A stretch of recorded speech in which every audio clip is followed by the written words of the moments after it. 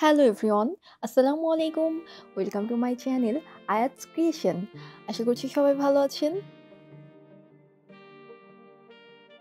আজকে আমি আপনাদের সাথে দারুণ মজার অরেঞ্জ স্পঞ্জ কেকের রেসিপি শেয়ার করব। আমি একটা পাত্রে শুকনো উপকরণগুলো ছেড়ে নিব। এজন্য আমি একটা ছাঁকনি নিয়ে নিয়েছি। 1 কাপ ময়দা থেকে 2 টেবিল চামচ সরিয়ে সেখানে 2 টেবিল চামচ কর্নফ্লাওয়ার নিয়েছি। 1 চা চামচ বেকিং পাউডার দিয়ে ভালোভাবে চেলে নিব। একটা হ্যান্ড উইক্সের সাহায্যে ভালোভাবে সবগুলো উপকরণ মিশিয়ে সাইডে রেখে দিয়েছি। একটা বাটিতে 3টা ডিম নিয়ে তার মধ্যে 1 কাপ পরিমাণ চিনি দিয়ে বিটারের সাহায্যে ভালো করে বিট করে ডিমের ফোম তৈরি করে নিয়েছি।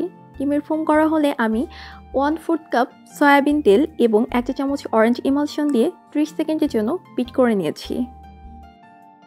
এর মধ্যে আমি শুকনো উপকরণগুলো দিব। একটা ছাঁকনির সাহায্যে আমি শুকনো উপকরণগুলোকে আবারও চেলে দিয়েছি।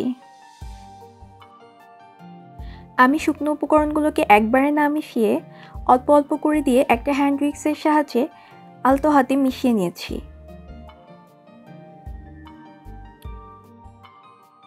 এই পর্যায়ে আমি 1/4 কাপ পরিমাণ কমলার রস ব্যাটারে দিয়ে খুব ভালোভাবে মিশিয়ে নিয়েছি।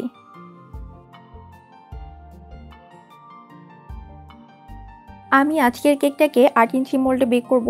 এজন্য আমি 8 ইঞ্চির একটা মোল্ডে কাগজ বিছিয়ে নিয়েছি। এর মধ্যে আমি সম্পূর্ণ ব্যাটারটা ঢেলে দিয়ে হালকা করে একটু ট্যাপ করে নিয়েছি।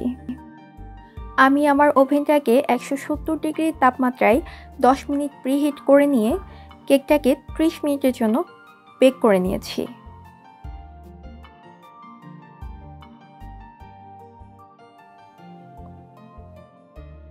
কেকটাকে আমি ওভেন থেকে বের করে ঠান্ডা করে নিয়ে তারপরে ডিমোল্ড করেছি। আমি কেকটাকে 3 ভাগে ভাগ করে নিয়েছি।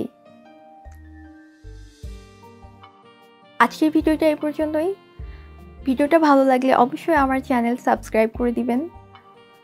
আপনি যদি ফেসবুক থেকে ভিডিও দেখে থাকেন তাহলে আমার পেজ আয়াতস ক্রিয়েশনে ফলো দিয়ে রাখবেন পরবর্তী ভিডিওর আপডেটের জন্য। সবাই ভালো থাকবেন। আল্লাহ হাফেজ।